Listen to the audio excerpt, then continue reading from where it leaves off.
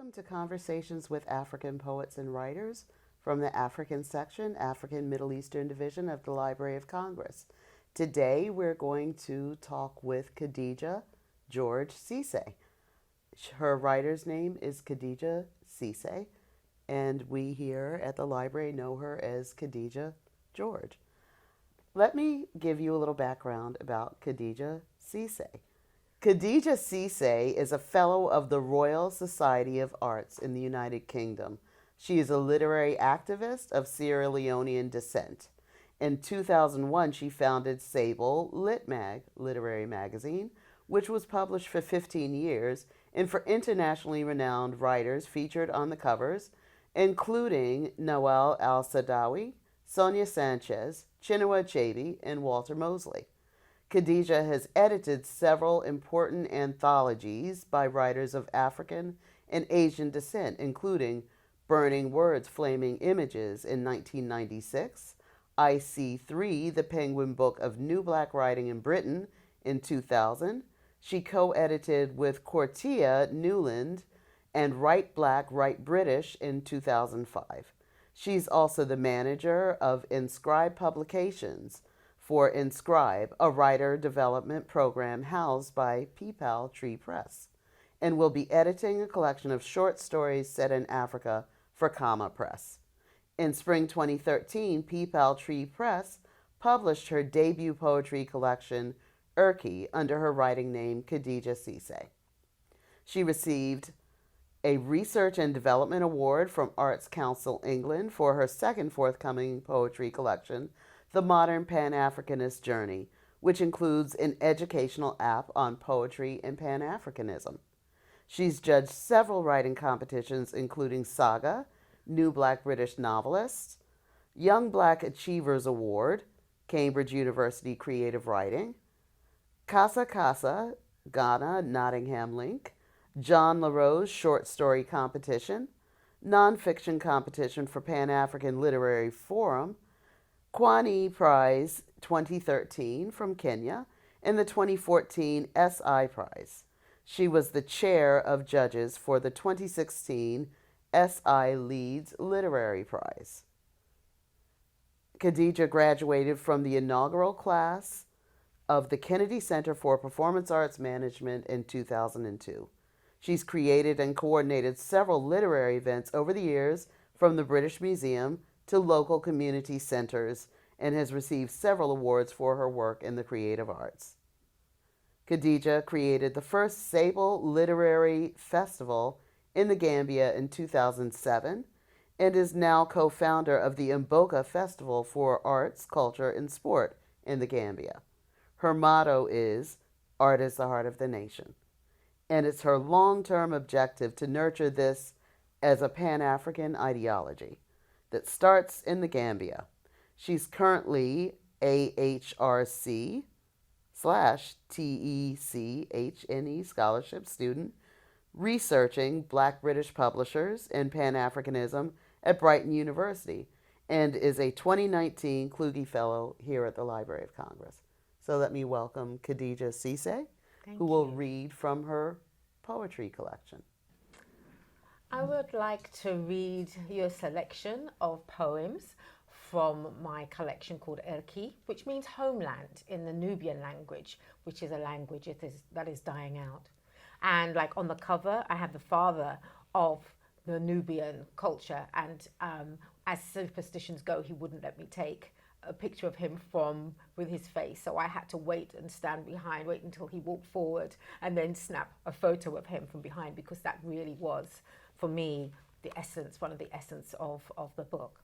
So it's split into 4 sections: letting go, rituals, this is an African house, and homeland. It's a migration story of my parents migrating from Sierra Leone to England, growing up in England, and also includes this slightly strange phenomena that would happen in England, especially with African parents, of private fostering. So I relate some of the stories to deal with private fostering.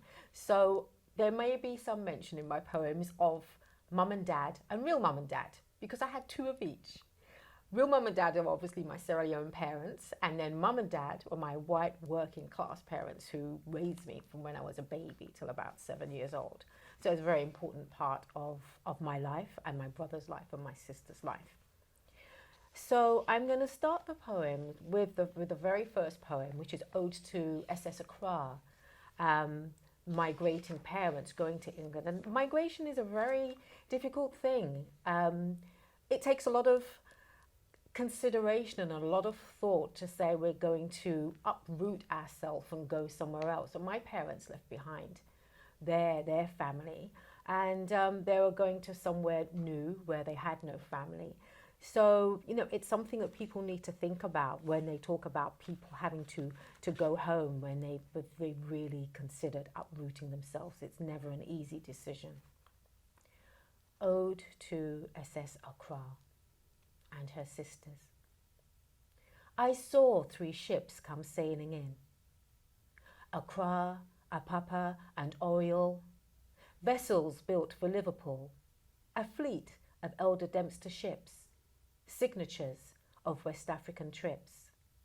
Passenger grips packed with dreams began to unravel, slowly in reams. Hopes filtered through fingers like sand, blown away with memories of homeland. Minds changed with the English weather, but return tickets were never an option.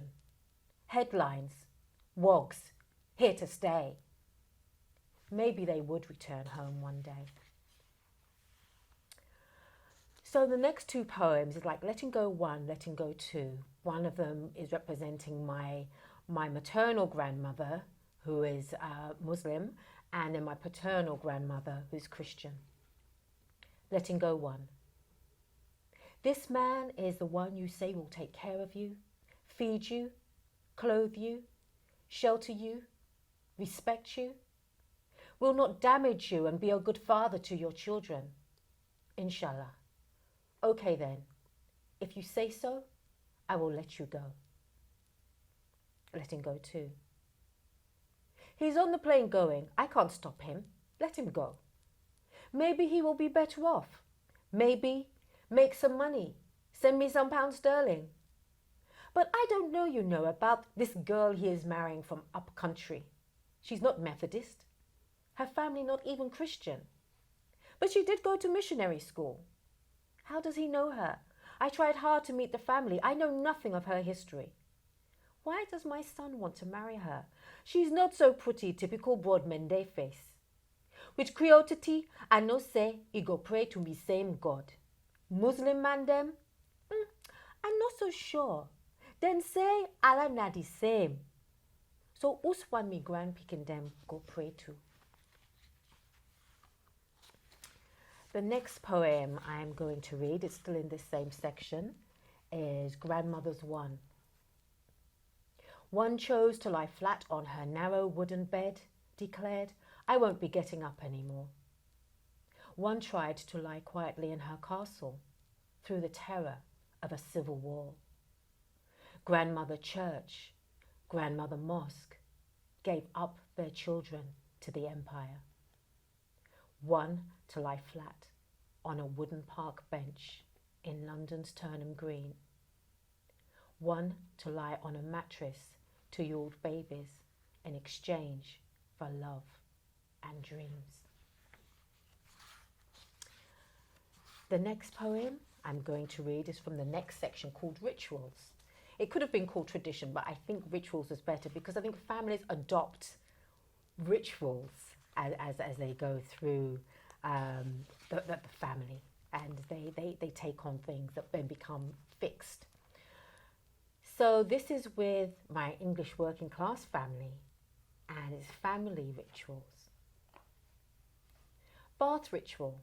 3 little dark-skinned bodies scrubbed down once a week in shared water to remove the scum of ignorance. Ironing ritual. Sheets, shirts high on starch and fabric conditioner. Towels and hankies folded, but can never get the corners to meet like mum can. Roast rituals. Lamb goes with mint sauce. Pork with apple sauce. Beef with horseradish sauce. Bread goes with dripping, and chips go with custard.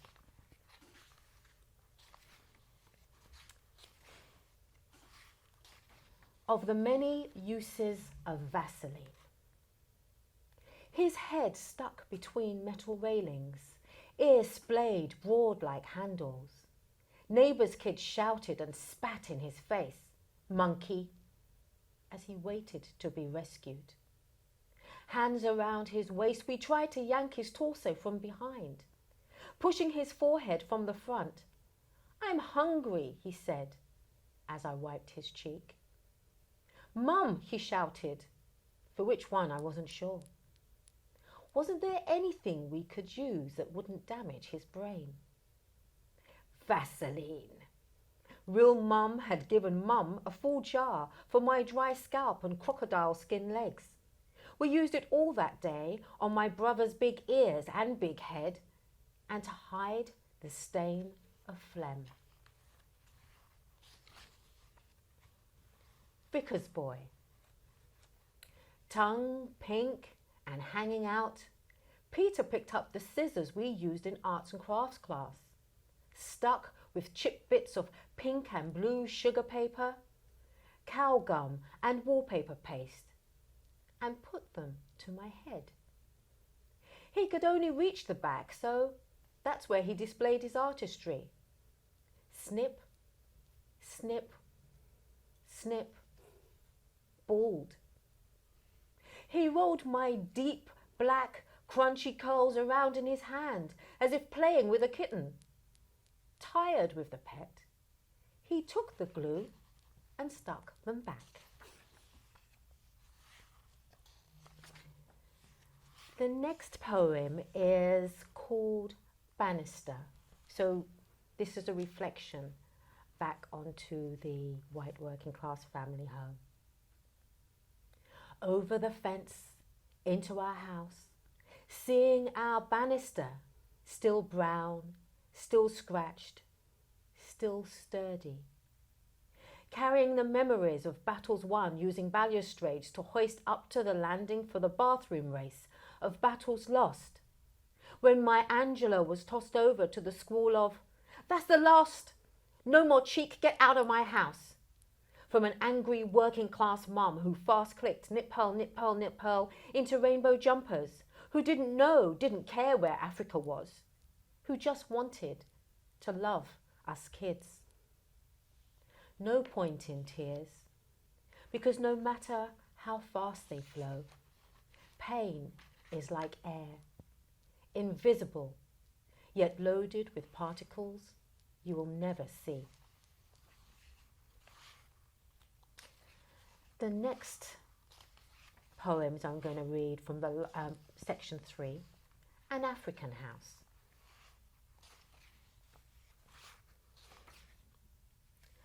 And I'm going to read a bit of a nostalgic poem called Adoring Michael. If Michael ever gets to meet me, he'll fall madly in love with me. I know that. Born the same year, same height, same colour. See me with my afro too, so we're match perfect. In time, we'll get married, have 4 children, 2 boys, 2 girls. I love Michael, and I know if he could just be allowed to meet me, he'll fall in love with me. It's tough loving a star. They have so many girls after them. And some days I think it might just be better to love Marlon instead. But when Michael sings Ain't No Sunshine, I know he's singing just for me. I know everything about him. His zodiac sign, Virgo. We're compatible. His favourite colours, red, black, silver and gold. Mine too. His favourite food, Mexican, spicy and vegetarian, sushi, pizza, chicken, fresh fruit, popcorn, vanilla ice cream with cookie pieces, sunflower seeds, glazed donuts, frosted flakes with milk, M&S. Mine too. Michael and his brothers got their own cartoon show before the Osmonds. I get up early Saturday mornings to do my house chores so that my mum will let me watch it. She just doesn't understand that when he sings Got to Be There, it doesn't mean Safeways. And washing windows doesn't mean Jack. Michael can dance too, Guy.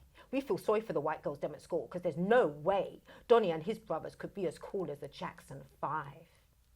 His eyes look into mine from the poster on my bedroom wall, where I can dream about him at home and at school, where his cut-out pictures from Jackie magazine are stuck on my maths and English exercise books, from where he shines like the star that he always will be. I just think I know too many people who were in love with Michael at the same time as me. Named for her. Sheer. Black. Laddered. Woven tight into cornrows. Ear to ear, forehead to nape, sectioned like a crot hosbun. Parted to show a caramelled brown surface where the sun works with hair grease to moisten the curly edges that shape her forehead, brightening her face from matte to slightly shiny. That's my mum's face you have there. I grinned and silently thanked Granny for being beautiful. Rice. Rice is such a staple food of Sierra Leone. Breakfast, dinner and tea. So I had to write a poem about rice. The first time I went back home, I returned with country rice. Small grains that sifted like tiny diamonds, coarse and flecked with variant browns like gravel. Not like that own brand that sheds milky white starch into water, long-grained, fluffy and soft that we eat on Sunday afternoons. But Mum said, I don't cook that unpolished rice anymore. And she threw it away, a bit like our language. Pink shoes. Pink shoes, first ones, Wedge Hill, silver buttons at 40, not 4 years old. My footsteps in easy like Cinderella's, except there were no fairy tale princesses black like me in my storybooks. Like there were no pink shoes when I was 4. Red dress, first one polka dot sleeveless. At 4 months, not 4 years old, my father walked 14 miles to work for 4 weeks in 1962. His first snow, because he spent his tuppence bus money on a red dress for his pretty devil woman. Now I'm 40 and I will wear pink shoes, pink lipstick, pink nails with stars, and a red dress too. So the last section is called Homeland. So it's kind of bringing back round a little bit to the leaving the homeland.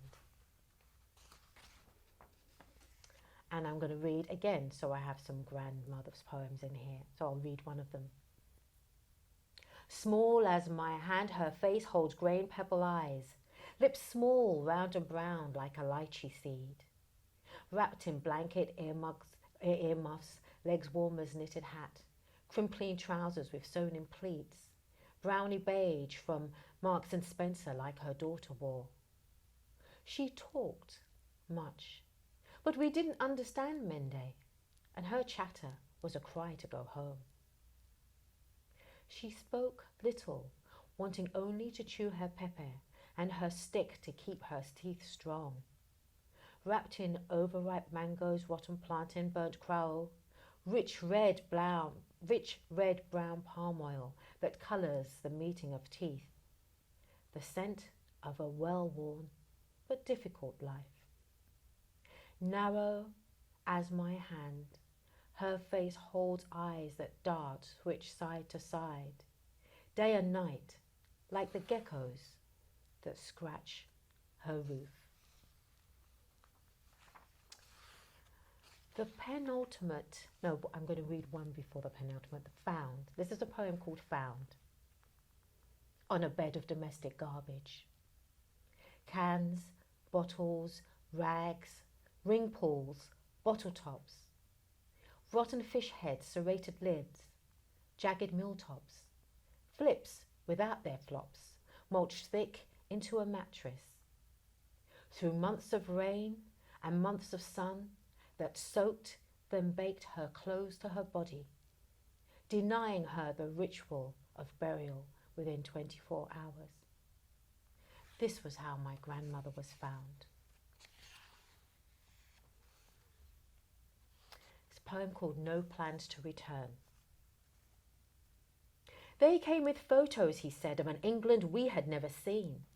Sun in Hyde Park. They told us they would help with a place to live. A job. If I went, I could look after my mum and sister with crook leg who never married. Now our children here are trapped. No jobs, no homes, no way out. We are old now, going soon. We thought we had built a foundation for them during Thatcher's rule. But they're not benefiting, told to go back home, just as we were over 50 years ago, just as we were. You lied to my papa, she said. You told him everything will be fine. We would have a dry place to live, a kitchen for me to cook and a bed to sleep in. And true enough, you provided all of those, but you didn't supply love. This country is lonely when you no get fambalnaya. Me, I'm ready to return home where things are not perfect, but where it is warm, people are friendly, and my skin is not a sin. We don't talk about these times, he said. They've passed. We came to better our lives, better ourselves. Take care of family back home, the never-ending family that swells with each monthly check. This has become a tiresome life. Nothing is moving. No one is progressing. So I've decided that when I'm ready, what I'm going to do is to say to my wife, I don't want to live anymore. We will lie on our bed, hold hands, and drift away.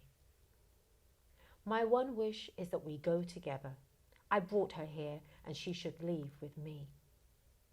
Maybe it's time to let go. We have no plans to return. No plans to return home. We're old now and used to this way of life. My eyes are failing me. I can still see fine, but if it gets worse, I don't trust their WHO medicine. If my wife gets sick, where do I get help to take her to hospital? If her other hip goes, I can't lift her alone. Maybe when they get electric, we'll reconsider. When I left, everything ran perfectly. Now, neither gas, nor petrol, no clean water, no rice. I hear gooey light. It's as if colonialism was our saviour, political independence, our assassin, economic independence, Satan. Were Africans not the first people on this earth? Yet look at us now. We live as though we'll be the first to go. Have we no pride left? We gave the British PM our highest honour, paramount chief. But his embarrassment, our shame. He refused our Bogolan robes, and the world saw it all. We have not moved on. We've thrown ourselves back into captivity, never left mental slavery. We've no plans to return. I'm going to finish on just a slightly more positive note. And this poem is called Temporary Homes. In England, you can always tell where black folks lived. Houses painted baby pink, sky blue, marigold yellow, colourful, welcoming, smiling, brightening their spirits, warming their chilled bones, the only way to get through the winter of 62. These are their homes until they can return to their homeland. In Egypt, we approached Elephantine Isle by boat. Houses of mint green, strawberry ice cream, daffodil yellow, embossed with alligators and the yellow flowers of friendship. They sit unsettled in hills and along the shore cut off before the dam. These are their homes until they can return to their homeland. And these are my people from the same continent, from the same breath. Thank you very much, Khadija. Those poems were beautiful. Thank you. And they seemed so very personal. And we can talk a little bit about that later. But the first question I want to ask you is, when did you start writing? And what were some of your earliest ventures, and when did you realize you wanted to be an author? I think I first started writing, for me, as I thought it was seriously, maybe when I was about 12 years old, and I was in secondary school. And, when they say that a good teacher always makes a difference.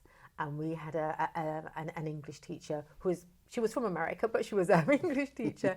And she was just very, very encouraging to us. And even though we didn't have creative writing classes, we had English literature and English language. So I suppose English language was the nearest we got to that. And I just loved even writing summaries. I just really loved. And there was a competition with a national distributor, paper distributor and book distributor, calling for children to write poems. I think it was something like 12 to 16 years old. And I submitted my first poem. I didn't get anywhere with it, but I was just, just kind of glad I did it. And I was just carrying on from there. Yeah. Okay. What or who are some of the major influences on your work? I would definitely say Ngugi wa Thiong'o, because he has just because I'm one of those children who their families migrated, and those times at end of 50s, beginning of the 60s, and the parents we need to make sure our children, when they're in England, they get the best of the best. And so they wouldn't allow us to speak African languages. Now they realize that was not a good idea.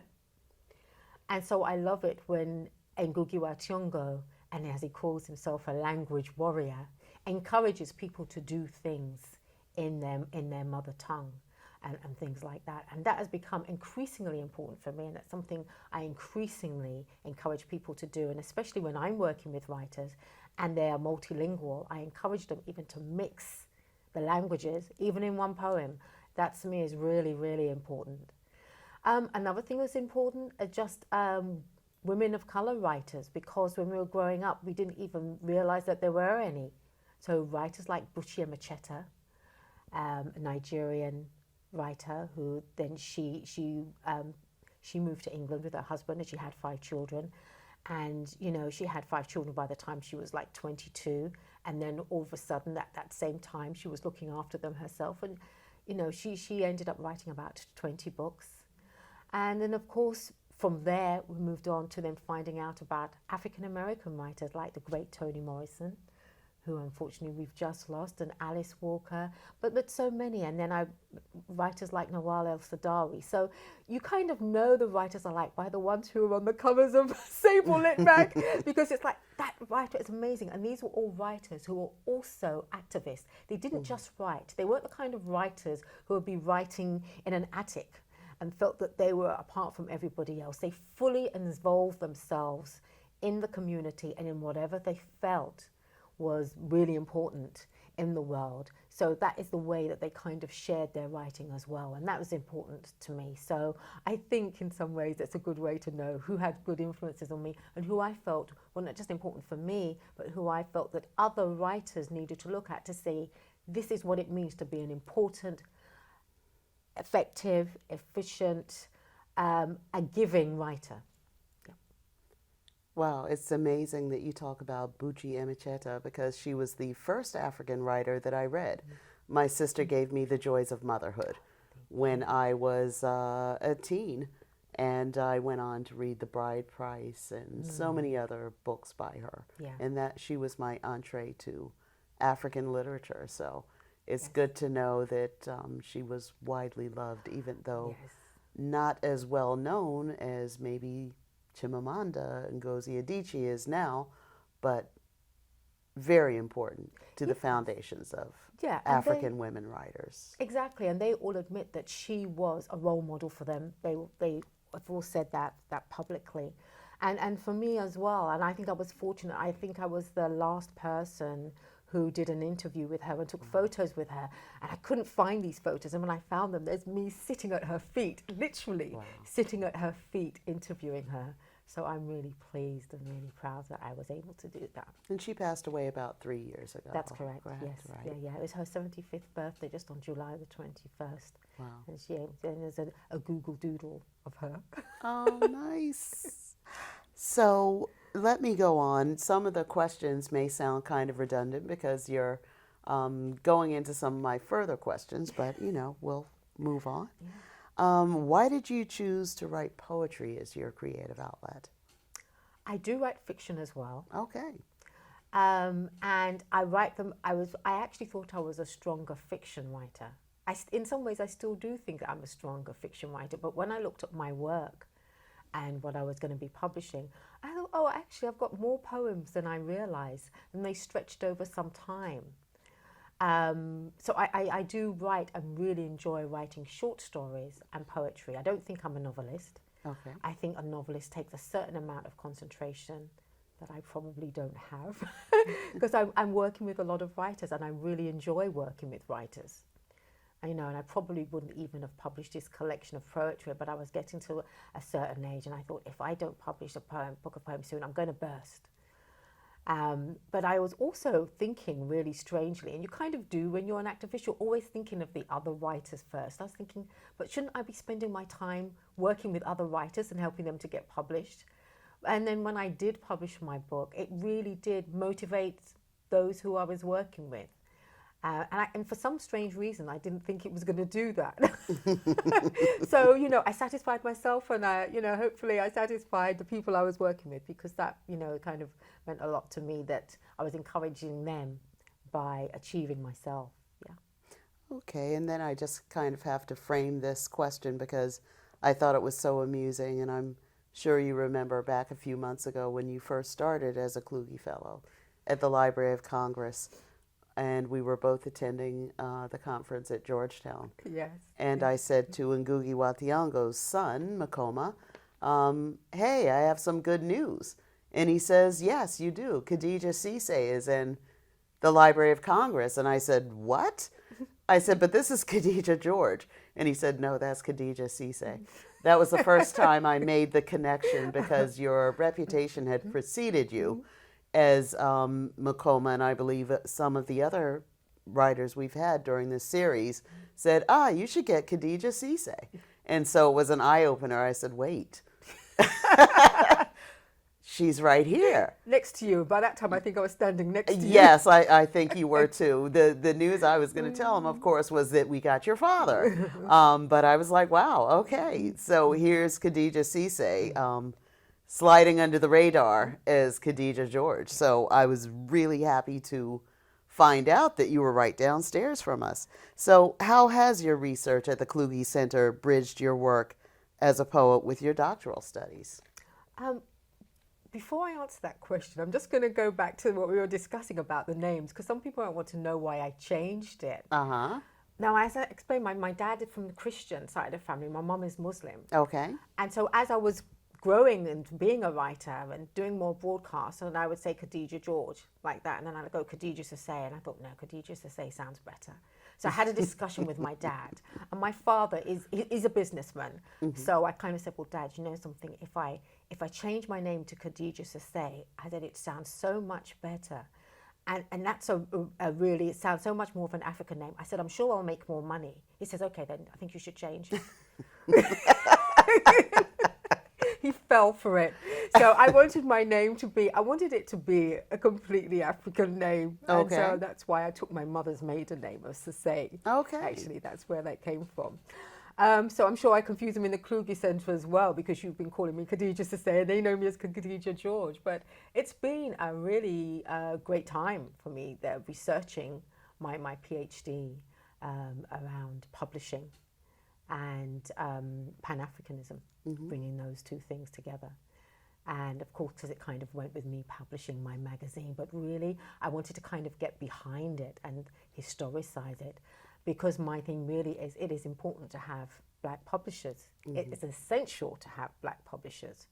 And so, but there is it needed to be historicized, I think, and needed to put the question right there of the importance of having black publishers. So that's what I've been doing, but also doing not so much comparative work with African American publishers, but making this link, making this a Pan-African umbilical cord, as the historian John Henry Clark would say, between African American publishers, Caribbean, especially Caribbean underground, Francophone publishers, and Black British publishers. Okay.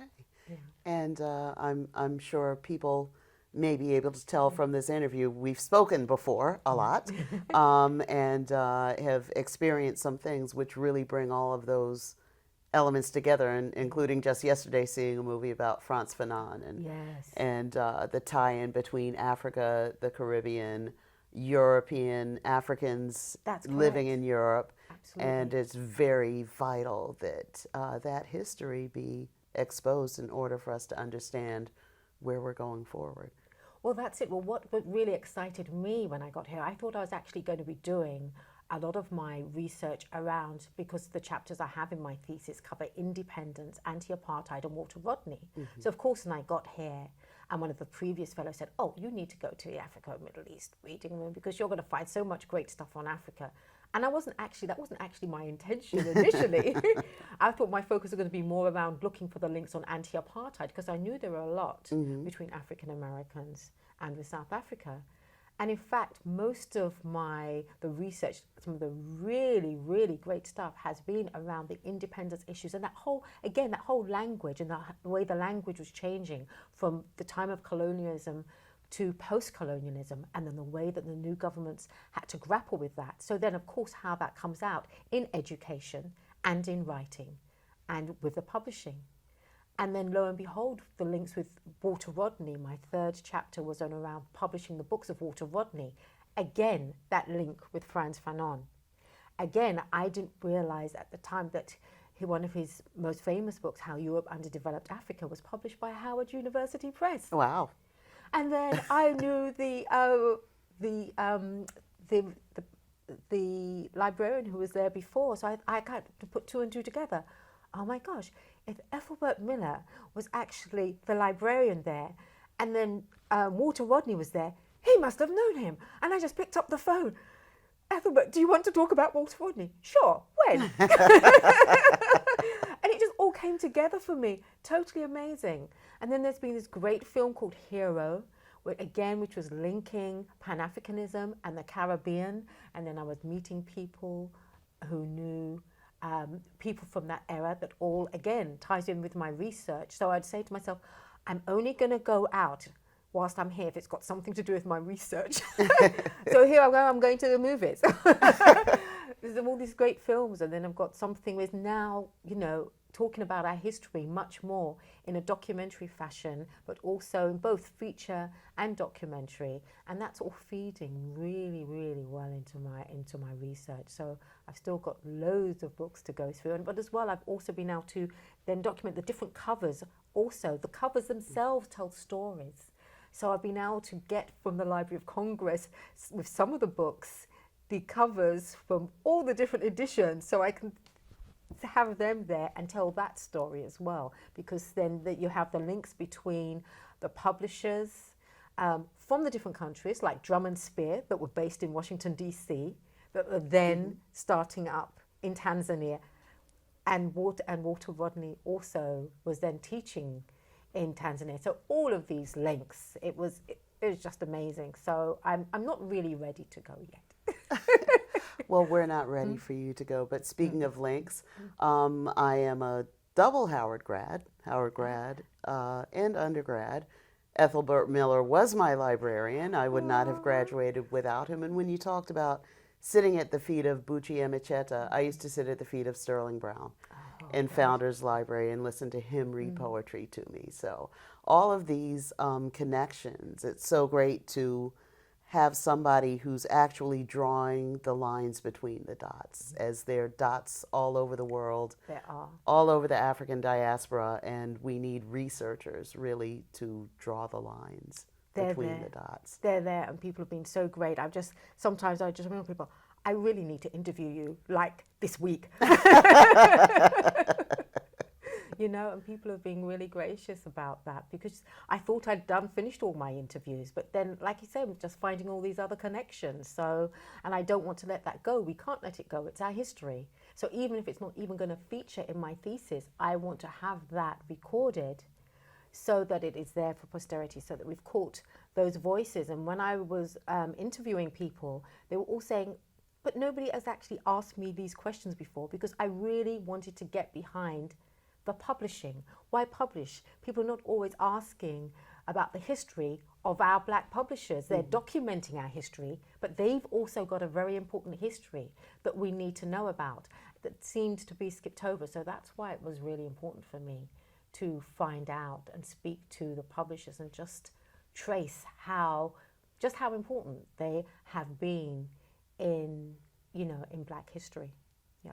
Because if you're a writer, that's fine, but if nobody publishes you, that's right. And they often what publish, are you doing? And they often publish our stories without any kind of negotiation. You know, I speak to too many writers, that I've worked with writers that, you know, they'll send they might be sending off their work to a mainstream publisher that has a big name, but if the editor comes back and says, you need to change those names because our readers won't be able to pronounce them.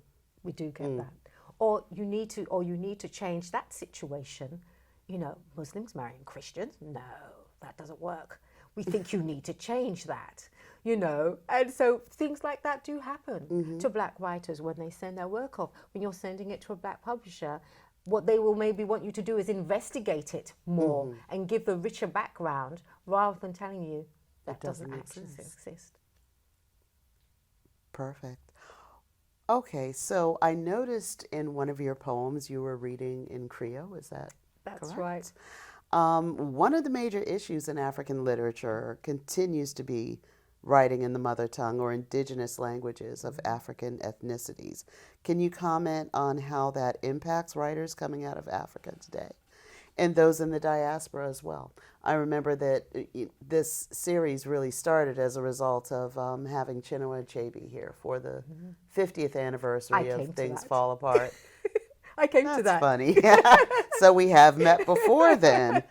And he was putting Igbo words into Things Fall Apart, which I believe he said at first. They said, oh, nobody can relate to that. But of course, history speaks for itself. So can you tell me a little bit about writing in those African languages, and what is your perspective of writing in African languages, and how do writers coming out of the diaspora then incorporate that into their work? It's a real challenge for writers coming out of the diaspora, since I'm one of those writers who have those challenges.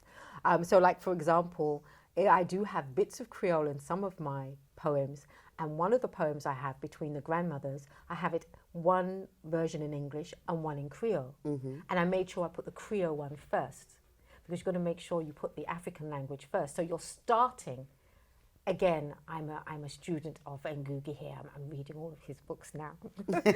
Again, you put the African language first, and then you put the other languages afterwards, because then you build on your strength. As you build on your strength, and you become stronger if you develop in your own mother tongue first. Because it's like, how can you build a strength on somebody else's language? Precisely. You can't.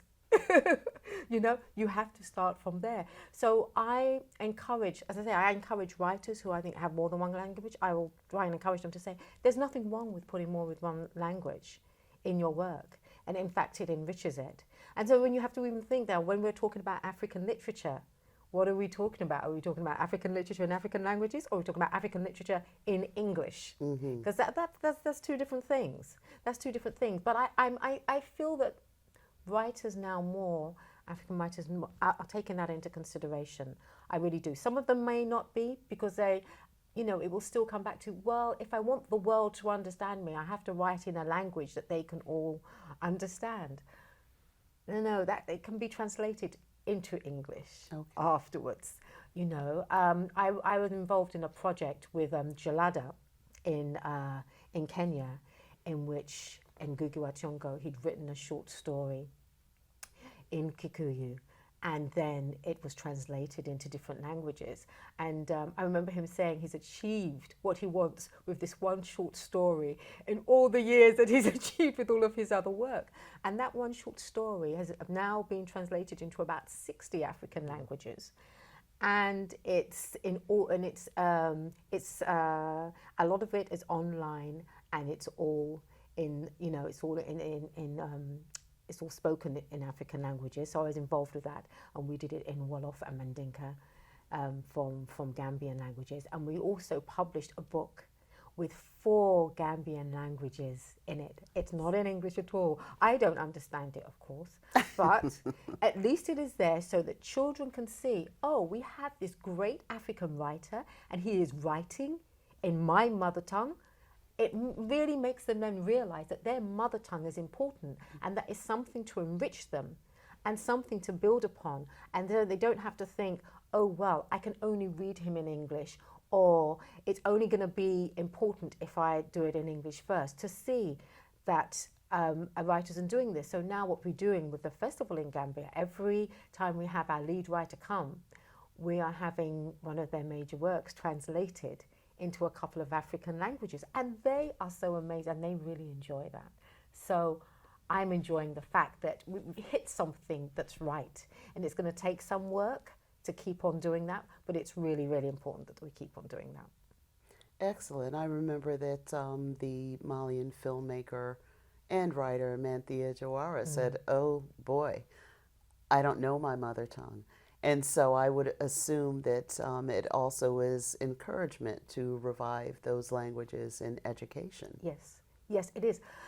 I know, like in South Africa, they have all of the languages there. I think they have 11 official languages. So English and is not the only official language, and you know, so all of them are, and that's really good. Yes, of course, it makes for some things more challenging, but that is really important, because you will still have too many, and I don't know them all, but I know at least some of the African countries will say, well, the curriculum will only be accepted and the school will only be supported if the curriculum is in English.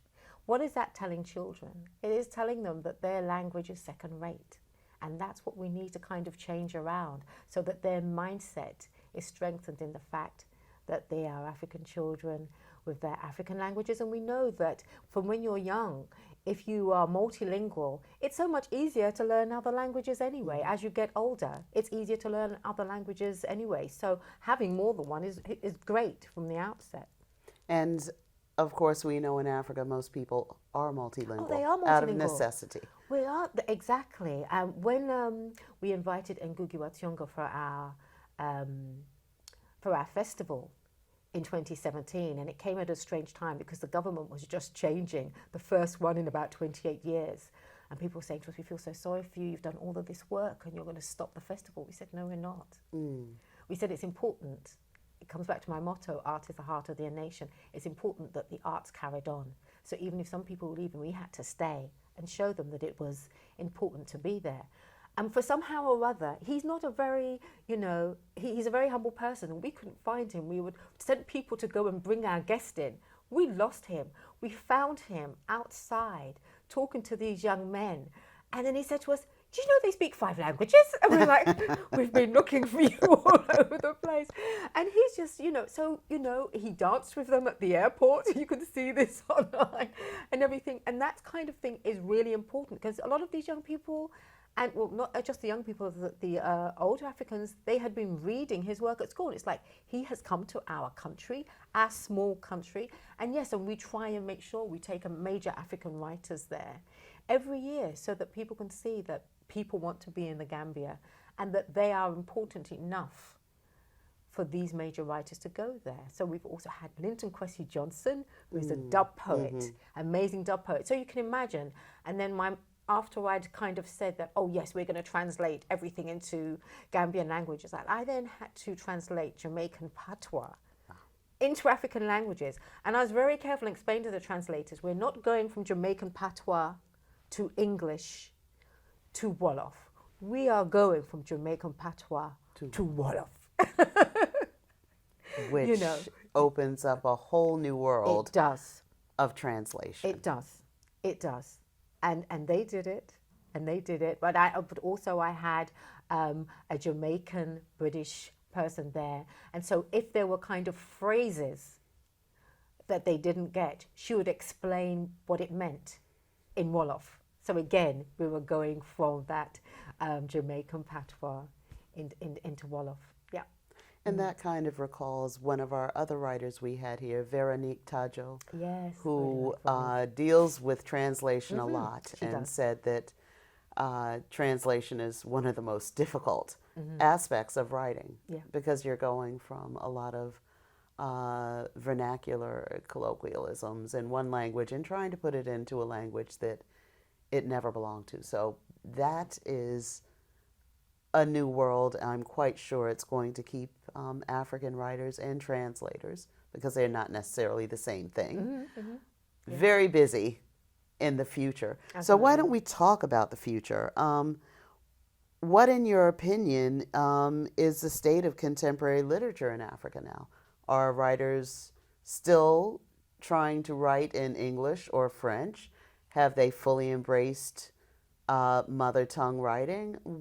What's going on with contemporary writers now? Because I know that you have your fingers on the pulse. Keep trying to keep them on the pulse. Or I have my fingers on people as well who have them on the pulse. So Okay. I do both. I think literature, the literature scene in Africa at the moment is so exciting. It really is, because we've got all these festivals sprouting up. And the festivals will do things in English and they will do things in mother tongue. They will do things in various languages. I think there've always been books published in mother tongue languages, but a lot of the times they've just been for schools and they haven't necessarily had a widespread audience. So from what I'm getting the feeling of is that, that there are more discussions. There are more discussions, about with African writers who are in the diaspora, publishing their work with African publishers. I'm very excited about that and encouraging them to do that in Africa. A lot of the time that is in English, but there are also writers who aren't even necessarily African who want their works now translated into African languages. A very good friend of mine, I'm not allowed to talk about the book yet. He has signed the contract, but he hasn't got the press release, so he said, I can't talk about it. He has never been to Africa. And he said to me, Khadija, my book's going to be coming out 2020. I want it in African. And I'm like, okay, which African language? He says, you deal with that. But it has to be in at least one African language. And I'm going to give it to you to take care of that.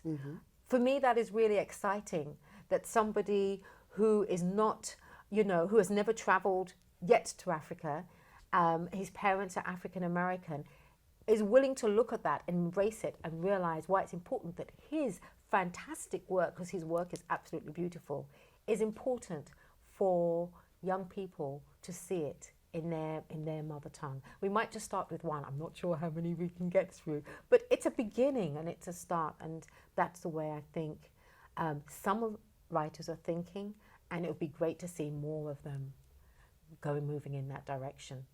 Okay, and of course we know that among African Americans, it was probably Maulana Ron Karenga who really first started trying to introduce Swahili into regular African American life. So of course we have Kwanzaa. Nobody knows the meanings of the words, except it's part of the ritual of Kwanzaa for you to say the Swahili word and then say the meaning in English. Yeah. Well, it's like Drum and Spear, and I mentioned the publisher that's here. They went to Tanzania to set up in Tanzania and publish work in Swahili, not in English. See, people have been working at it for a long time. It's not a new thing, but there can be some particular difficulties, and these are kind of the issues that we need to kind and get around. Because maybe Drum and Spear went there as a Pan-African publisher, but they're in Tanzania that has just become independent. And even though their leader was very much of a Pan-Africanist, first of all, you've got to deal with the national side as well. So you're trying to incorporate both of them at the same time. So I'm sure that was a bit challenging for them, but people aren't giving up. They kept on pushing it and they kept on trying because they know that's important. Okay. And you talked about the upsurge in literary festivals in Africa. why this increased activity now? And then, of course, you have your own literary festival that you co-founded, the Mboka Festival. So can you talk a little bit about both of those points? Yeah. Well, there are a couple of literary festivals that have been going for many, many years in South Africa. One of them is a poetry festival, just strictly poetry. I think it's called, I can't actually remember what one is called, but there's also one called Time of the Writer. Mm-hmm. And, you know, we all wanted to get into those festivals because it's like a festival in Africa. We want to be there, you know. And so those festivals have been going for many, many years. Mm-hmm. But I think more recently, it's kind of a building of elements.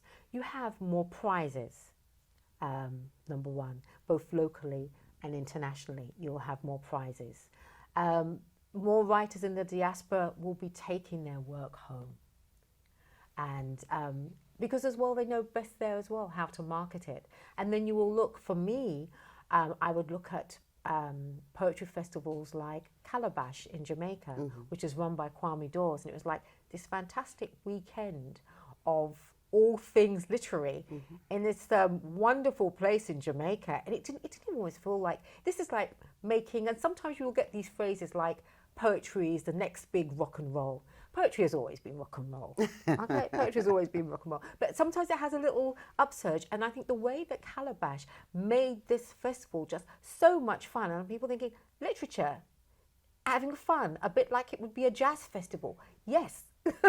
So sometimes there'll be music within the festival as well, but not all the time. Mm-hmm. But it's almost like, well, okay, wherever there is word, and however that word is represented, can be part of a literature festival. So it's quite natural as well then, if music, if drama, all is in part of the festival as part of a literature festival. So it's taken the narrowness out of what literature is, because, you know, of course, when a lot of the times when people are in school, they're taught that literature is Shakespeare and that's it, you know. And so now we're saying, we've gone way past that. We've gone way past that. And look at the different and innovative ways we are producing literature. And of course, in a lot of African countries, when you're putting on drama, and a lot of times to say what you wanted to say in a challenging way, and to say what you wanted to say to challenge maybe without putting it on paper, to challenge what was going on with the governments, for example, you'd put on a play, mm-hmm. you know? And so a lot of the work, a lot of the literary work has come on stage as well. So we shouldn't forget that. And a lot of these writers are playwrights first. Mm-hmm. They were playwrights first because that is how they could get their word out, because they didn't have the publishers at the time. So it's on stage, in newspapers. A lot of those newspapers publish poetry as well. It was short, it could fit inside a newspaper. So for all of these things would all be coming together, all merging to one. And I think people found that this was all possible. Technology as well has definitely helped in different ways. And so, you know, sometimes you'll be having part of the festival even online. And they're so adept using smartphones in Africa, much more adept than they are in other places. Well, in Kenya, no money exists, practically. Yes. Yeah. So you have to have your phone there to do not just the communication, but for your everyday living. So they're much more adept at it. So all of those things have helped, I think, build the literary festival, and it's going to continue to help it build. And it's just, I think, it's a really exciting time to be in Africa at the moment, arts and culture-wise. And I think we really do have to reference at this point somebody who we never got a chance to get on camera before he made his transition, Binyavanga. Yes. Binyavanga Wainaina. Yes. And can you talk a little bit about him as far as literary festivals? Yeah, well, the first time, when was the first time? Oh, Binyavanga was just so big on the scene, and he moved so many of us to get things done. He was incredible. So I went to Kenya. He invited me to Kenya and some other writers who we felt were movers and shakers, including Chimamanda, and some other writers, because we wanted to kind of get together a network of literary magazines, because sometimes that's how you get published verses in a literary magazine. That whole project never necessarily came off, but we all met together, and he really, really did something with Kwani. I think Kwani as well, it really was a kernel to kick off some of the literary scene as well. And so when I did my first festival in 2007, I invited Binyavanga to come because they were also having the first PEN conference in Dakar, the first one that they'd had in Africa for 40 years. So we just made a big thing of it. We were going to PEN. I was going to have my festival. I had a writer's retreat in the Gambia, which in an absolutely beautiful space. I was having a festival. And so I was having people come from Dakar to the festival, and somewhere in the middle of that, I started in getting married as well.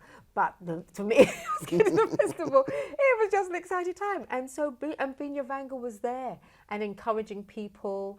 And I published a book with Helen Habila on Dreams, Miracles and Jazz, New Adventures in African Fiction. Binyavanga was in that. A lot of the people who won the Cain Prize, they were in there. All of the writers who were in there hadn't published a novel yet. Most of them now have, which was really exciting. And we actually met, Helen and I, to talk about this book at TGI Fridays in Washington, D.C. We literally sat down and planned the book. And sometimes in writers, and we were at a time then when we knew we were in a space where we could help get African writers published, because Helen had kind of made a name for himself. I was at the Kennedy Center at that time. We thought, yes, this is it. We're going to do this and everything.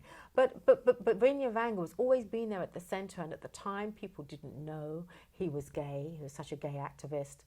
And so even at one stage, and I said to him, well, Binyavanga, I'm thinking of doing the next festival. I would really love you to come, and especially because I know that this would really support a lot of young people.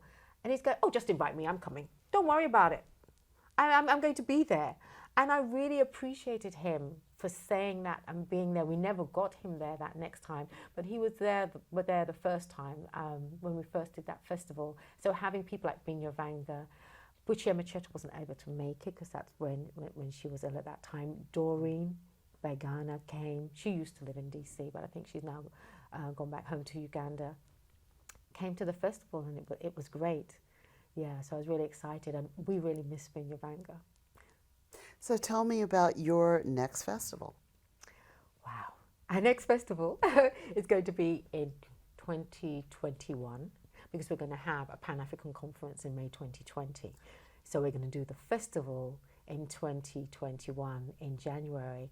And what is so nice about it is I don't have a lot of money to do the festival, and I'm really trying to break away from always having it funded, because funding is not always going to be there. And how do we build that? So I wait until people get excited when I tell them about the festival. One of the things I learned from the Kennedy Center, from Michael Kaiser, who was there at the time, was passion. Passion about the arts is what sells it. So I'm passionate about the festival, and I keep talking about how passionate I am about the festival. And then I'll have these well-known writers saying, so when are you going to invite me? So they invite themselves. I said, we'd love to have you. But we've got no money, but we'd love to have, oh, don't worry, just get me there. And they just want to get there. So I know Helen Habila is coming. Sefiatu is coming. They both live here. And so many writers are like, I just want to be there, which is great. And that helps them to get there. It helps me to have them there. And so that it really helps the writers in Gambia, where a lot of people sometimes think there's no literature in Gambia, but there is. It helps them to realize that their work is important, and that people, other writers, are recognizing them. And once those writers are there, it helps enrich the writers, and it helps enrich the literature, and it would help them to have that transition into a larger international platform. One of the Gambia's most well-known writers is in DC, Dr. Tijan Salah. He's a poet, and he's a short story writer. We want more Dr. Tijan Salahs.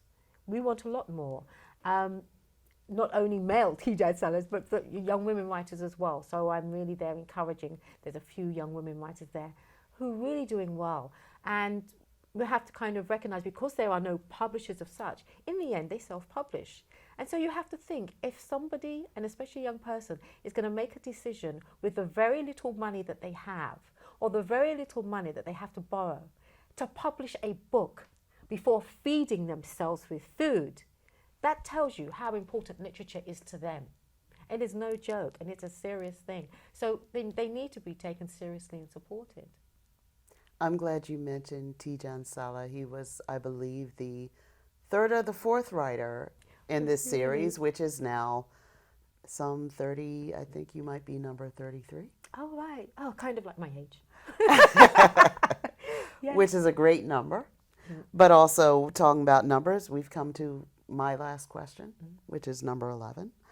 How do you see the future for African and African diaspora writers, and what steps need to be taken to broaden the readership of African literature to the international community? And I want to just expand on that and to say, into Africa. How do these writers need to really develop that African readership? Because I think a lot of African writers now have international readership. We know that. Oh, absolutely. So, as you mentioned, Ngugi's works being translated, Chinua Achebe's, so many African writers have been translated into other languages, including now African languages. But who's the real target audience for African writers? Should it be the international community, or should it be the African community first? International, and putting African writers right in there in the middle of that international. And I mean, as I said, I think I'm encouraged by the fact that a lot of the African writers I know now, they will publish with an African publisher on the continent. That's important to support the publishing industry, but it's important as well, not only for the people to see in Africa that the work of their established writers is coming in with an African publisher. That's really important. It's a little bit more work. I'm saying it's a little bit more work. It's probably a lot more work, but it should only be a little bit more work to start looking at translating some of those works into African languages. Because now we do have, I know there is like a team in the Gambia, even though I'm Sierra Leonean, I spend a lot of time, you can tell, in the Gambia. And there is a team now of translators who are working on different projects. And when I first met them, it was kind of like, well, okay, we're doing all of this work for you, you're bringing this. And they almost felt it was almost like a job.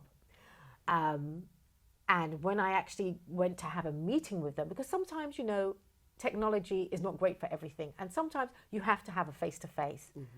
I said, brother, please, let's come and sit down and talk. Let me tell you what the objective is. And when I finished talking to him, he said, we're doing the same work.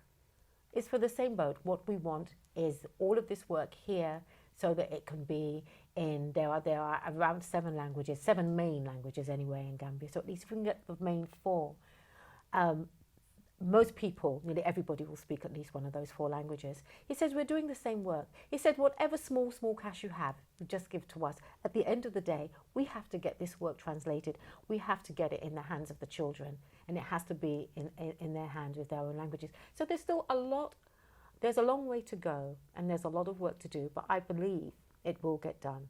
And I think sometimes people look at what Professor Ngugi says and thinks, is he dreaming?